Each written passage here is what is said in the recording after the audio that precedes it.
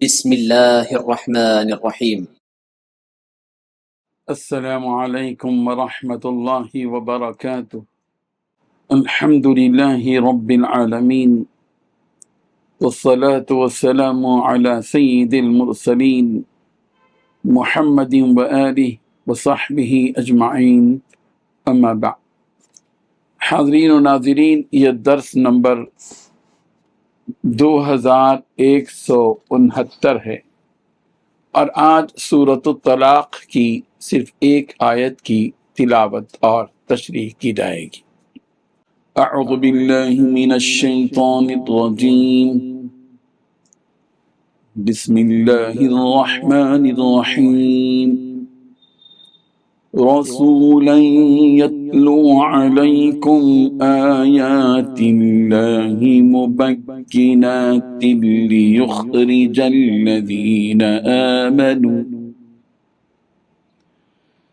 ليخرج الذين آمنوا وعملوا الصالحات من الظلمات إلى النور، ومن يؤمن بالله ويعمل صالحا يدخله جنات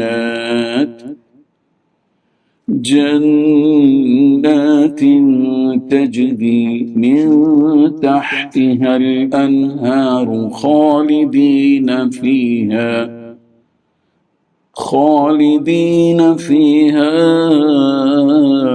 أبدا، قد أحسن الله له رزقا، صدق الله العظيم۔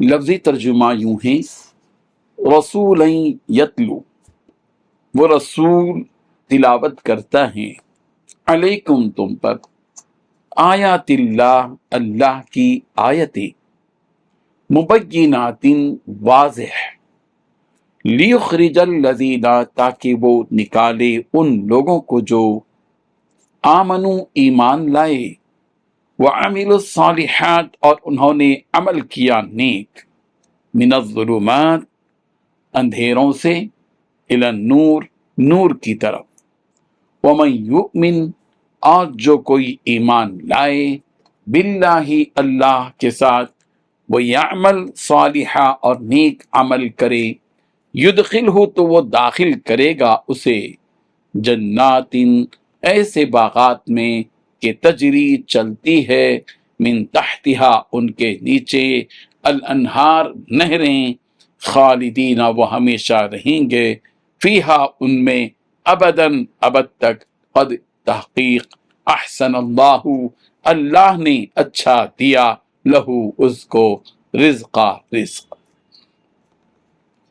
ترجمہ یوں ہے، یعنی وہ رسول جو تمہارے سامنے روشنی دینے والی اللہ کی آیتیں پڑھ کر سناتے ہیں، تاکہ جو لوگ ایمان لائے اور جنہوں نے نیک عمل کیے ہیں ان کو اندھیروں سے نکال کر روشنی میں لے آئیں، اور جو شخص اللہ پر ایمان لے آئے اور نیک عمل کرے، اللہ اس کو ایسے باغات میں داخل کرے گا جن کے نیچے نہریں بہتی ہوں گی، جہاں جنتی لوگ ہمیشہ ہمیشہ رہیں گے۔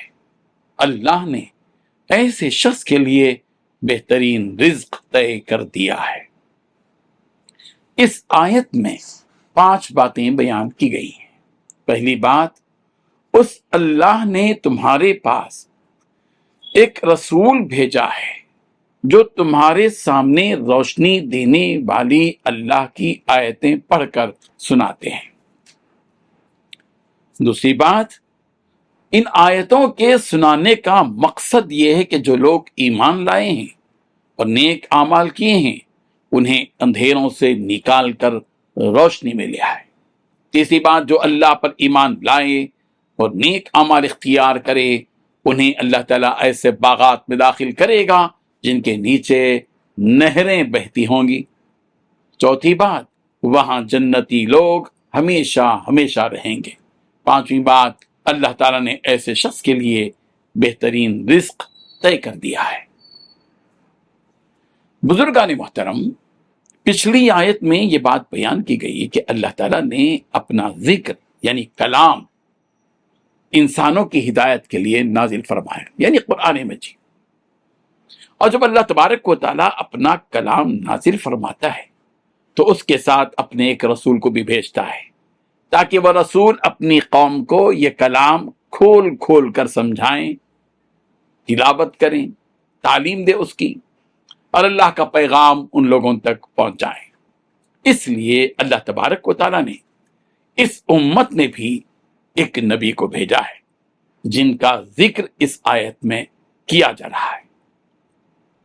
چنانچہ فرمایا کہ اس اللہ نے جس نے اپنا ذکر اور نصیحت بھیجی، وہیں اس نے اپنا ایک رسول اور پیغمبر بھی بھیجا، یعنی نبی رحمت، خاتم النبیین، سید المرسلین، شفیع المذنبین، محمد عربی صلی اللہ علیہ وسلم کو بھیجا، جو تمہارے سامنے ہمارے بھیجے ہوئے ذکر یعنی کلام مبارک قرآن مجید کی آیتیں پڑھ پڑھ کر سناتے ہیں۔